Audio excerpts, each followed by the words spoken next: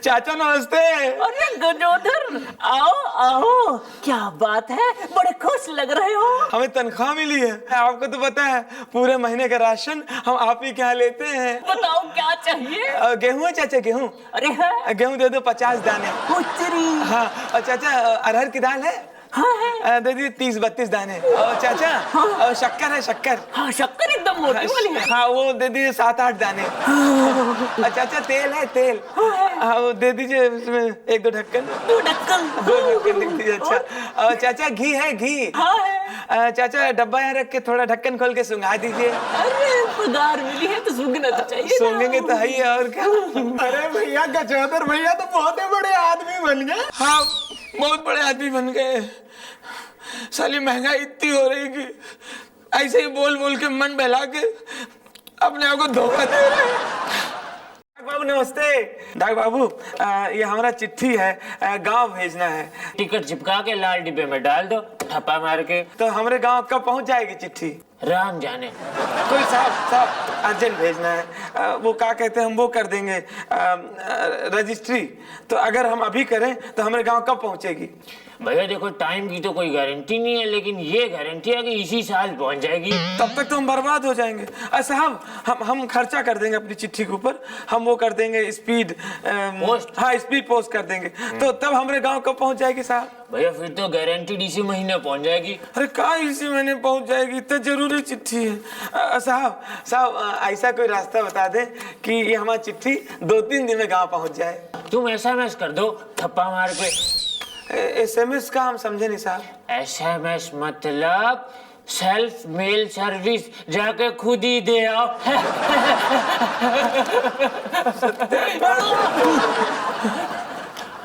अरे ये हम पे काहे ठप्पा मार गए?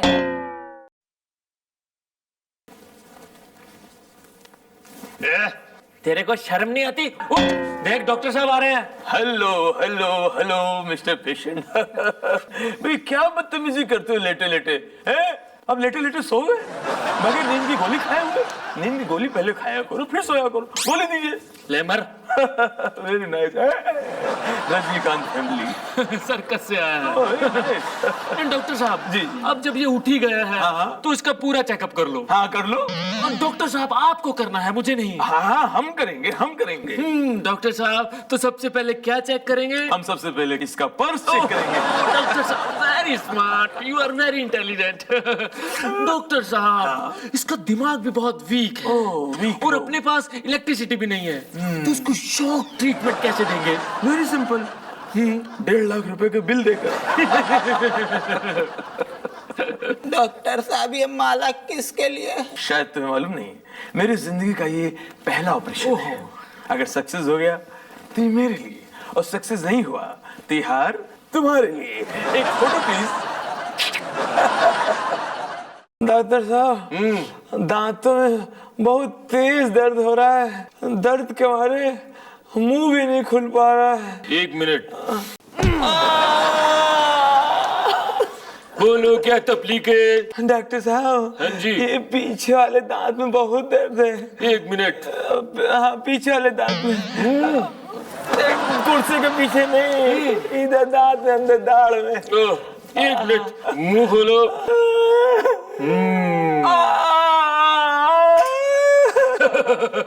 सत्यानाश है डॉक्टर, तुमको पीछे के दांत कह रहा, आगे के निकाल दिया। एक टेंशन नहीं लेने का, ये जो आगे के दांत निकाले ना ये पीछे जाने का रास्ता बन गया।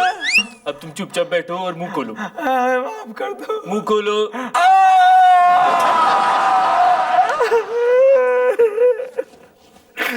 सत्यानाश है डॉक्टर का,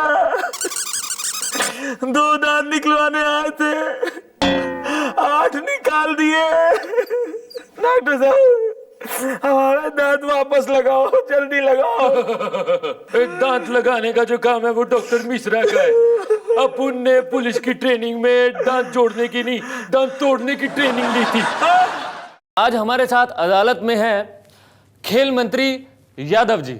आप पर आरोप है कि क्रिकेट वर्ल्ड कप के लिए कोई भी तैयारी नहीं चल रही है। इतनी तैयारी तो कभी नहीं हुई, और आपको जानकर खुशी होगी कि खिलाड़ियों के लिए पैंट शर्ट जूते मोजे टोपी उसके लिए स्पॉन्सर अभी से मुझे मिल गया है। यहाँ तक कि मेरा ड्राइवर, मेरा माली, मेरे नौकर, वो सब वर्ल्ड कप के लिए फॉरेन जा रहे हैं, उनकी टिकटें बुक हो गई हैं।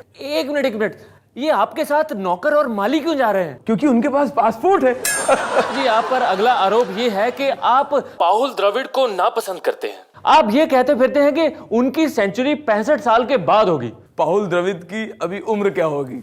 35 साल। 35 साल? वो 65 के बाद 100 का होगा, तो सेंचुरी तो 65 के बाद ही हुई। देखिए यादव जी, आप पर अगला आरोप ये है, जब अभिनव बिंद्रा ओलंपिक में चाइना से गोल्ड मेडल जीत कर लाए थे तो आप उनसे कुछ ज्यादा खुश नहीं थे। बंदूक चलाकर गोल्ड लाने के लिए इतनी दूर जाने की क्या जरूरत थी? ये तो अपने देश में गली गली में रोज होता है, आप अखबार नहीं पढ़ते? और गोल्ड आया कौन सा? China made. आज हमारी अदालत में पेश है मशहूर पेंटर A.M. फुसैन जी, और इन पर यह आरोप है कि ये कभी चप्पल नहीं पहनते। क्या आपको चप्पलों से नफरत है? क्या नफरत है? मैंने पूछा कि क्या आपको चप्पलों से नफरत है? उतनी नहीं जितनी कपड़ों से नफरत है। जी?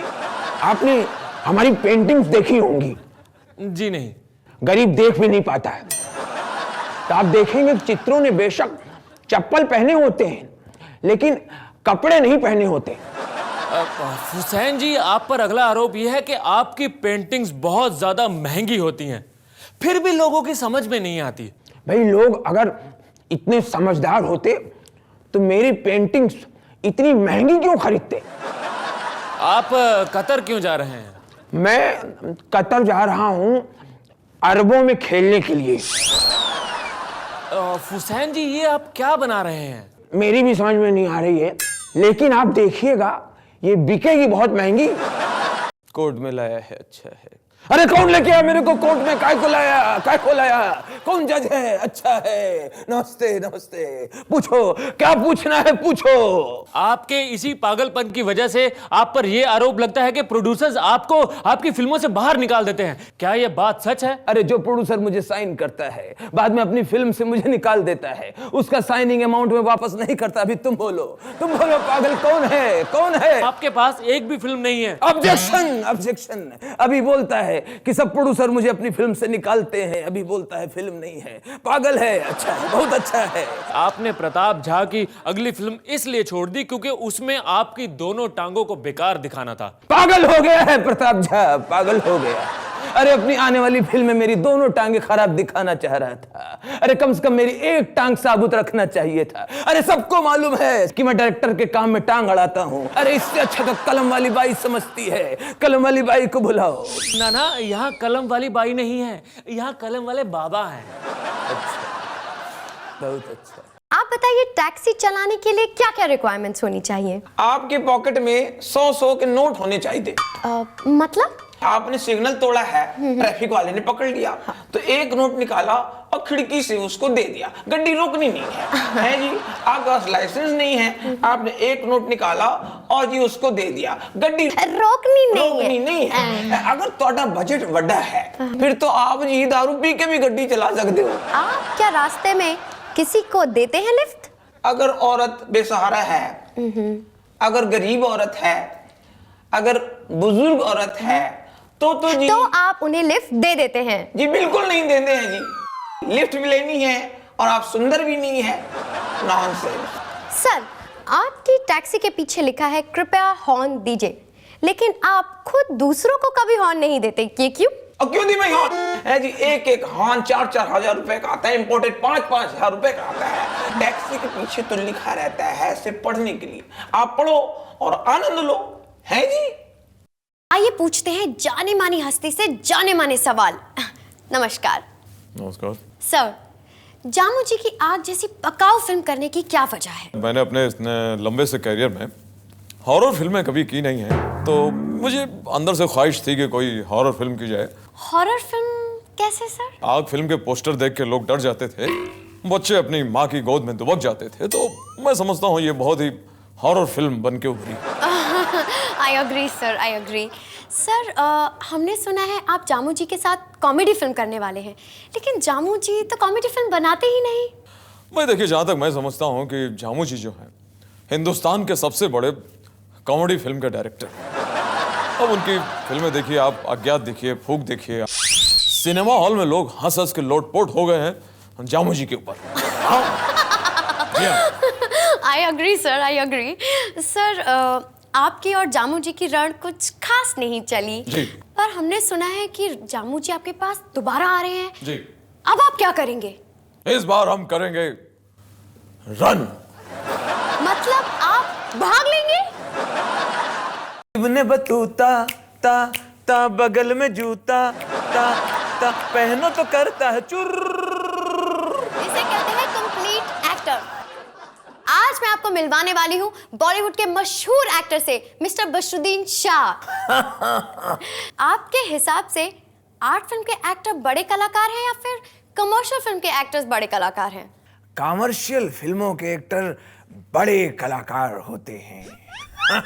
हमारे पास तो सिर्फ कला होती है, उनके पास कार भी होती है। सर आपने तो हॉलीवुड फिल्म्स भी की हुई हैं। मैं जानना चाहती हूँ कि इंग्लिश फिल्म का स्क्रीन प्ले अच्छा होता है या फिर हमारी हिंदी फिल्मों का स्क्रीन प्ले अच्छा होता है? हमारे यहाँ हिंदी फिल्मों में स्क्रीन प्ले कहाँ होता है, हमारे यहाँ तो स्क्रीन पे कुछ भी प्ले होता है। इब्ने बतूता ता ता बगल में जूता ता ता पहनो तो करता है चुर। सर पहले आप डाकू थे, अब आप मंत्री बन गए हैं। आप जनता से क्या कहना चाहेंगे? जनता तो भाई माई बाप होती है। जनता ने बड़ी मोहब्बत दी मुझे मेरे करियर में। बड़ा एहसान है जनता का। जब हम डाका डालने के लिए गांव में जाते थे, मुझे देख के गांव वाले भागते थे, लूटने आ गए, लूटने आ गए। और जब से मंत्री बना हूं, कसम भवानी की, ये जनता खुद ही खुशी खुशी मेरे दरवाजे आती है लूटने के लिए। जय भवानी। सर मंत्री बनने के लिए आपको कुछ त्याग करना पड़ा? बड़े त्याग करने पड़े, सिद्धांत छोड़ने पड़े मुझे। पहले तो मेरा एक ही उसूल था, एक ही सिद्धांत था, प्राण जाए पर वचन न जाए। आजकल हो गया है वचन जाए पर प्राण न जाए, ऐसा गलत सलत हो गया है। जय भवानी। सर हमने सुना है कि आप त्याग पत्र देने की सोच रहे हैं, ऐसा क्यों सर? पहले जो काम हम डंके की चोट पे करते थे, वही काम मैडम लुके छुपे करना पड़ता है, एकदम कुत्ते की तरह। ऐसा लानत भेजने को लगता है अपने मुंह पे ही खुद ही थूक। कोई तो थूके मेरे मुंह पे। मैडम आप मेरे मुंह पे थूक दो, कोई तो थूको मेरे पे। सर आप अपने फॉरेन अफेयर्स के बारे में कुछ बताइए। अरे हमारे देश में हमारा कोई अफेयर नहीं है, तुम फॉरेन अफेयर की बात कर रही हो। ये विरोधियों द्वारा उड़ाया हुआ मेरे खिलाफ एक मकड़ जाल है, तुम समझ रही हो ना। सर हमने सुना है कि आपने रेल बजट में एक नई मांग की है कि आपको कुछ रेलगाड़ियां आंदोलन कार्यकर्ताओं के लिए चाहिए। वो क्यों सर? भाई सीधी सी बात है, अपने देश में अक्सर जुलूस, आंदोलन, घेराव, जलाव, पथराव होते रहते हैं, उससे रेलवे को नुकसान होता है। तो हमने खुद ही सदन में ये सबको सजेस्ट किया कि ऐसी ट्रेनें चलाई जाएं जो आंदोलनकारी उसे तोड़ें, उसमें आगजनी करें। इससे जनता को नुकसान कम होगा और रेलवे को तकलीफ कम होगी। बहुत ही उच्च ख्यालात हैं, लेकिन फिर भी आपने पिछले हफ्ते अपनी रैली में बैठे श्रोता को क्यों मारा? बड़ा बदतमीज था। मैं भाषण दे रहा था, दोस्तों मैं आपके लिए जान तक दे सकता हूँ, मैं आपके लिए जान तक दे सकता हूँ। वो बेवकूफ खड़ा हुआ और कहने लगा कब दोगे? हमने भी दे दिया, फिर क्या करें? तुम समझ रही है ना। तो तुम पहुंचाओ लोगों तक। दोस्तों आज हमारे साथ है जेल मंत्री राम लुभाया जी। नमस्कार मंत्री जी। मंत्री जी आप तो खुद जेल मंत्री हैं, फिर भी आपको जेल की हवा खानी पड़ी। आप पे क्या चार्ज लगा था? चार्ज? हम फ्री ऑफ चार्ज गए थे जेल में। जेल अधिकारी का इतना हिम्मत हो गया हमरे से पैसा लेंगे? Think positive. सर आजकल हमारे देश के जेलों की हालत बहुत खराब हो गई है। एक सेल में 50-50 कैदियों को ठूसा जा रहा है। ये बात तो शर्म की है। ये गर्व की बात है। जरा सोचिए, एक ही छतवा के नीचे हिंदू, मुस्लिम, सिख, ईसाई सब मजे से रहता है, साथ ही बैठ के खाता है, एक जैसा वस्त्र पहनता है। ये एकता की मिसाल है। Think positive. मंत्री जी, जिस तरह से हमारे देश में भ्रष्ट नेता, मंत्री, ऑफिसर्स पकड़े जा रहे हैं, जेलों में जगह कहाँ है? आप फ्यूचर में क्या करेंगे? ये प्रश्न आपका अच्छा है। इस पर हम जेल के अंदर ही विचार किए थे और जेल के अंदर ही निर्णय ले लिए थे कि आइंदा से भविष्य में जेल के अंदर हम उन लोगों को भरेंगे जिन्होंने भ्रष्टाचार ना किया हो, रेप ना किया हो, मर्डर ना किया हो, चोरी ना किया हो। ऐसे लोगों को जेल में डालेंगे। तो ये थोड़े लोग होंगे जेल में फैल के रहेंगे आराम से। Think positive.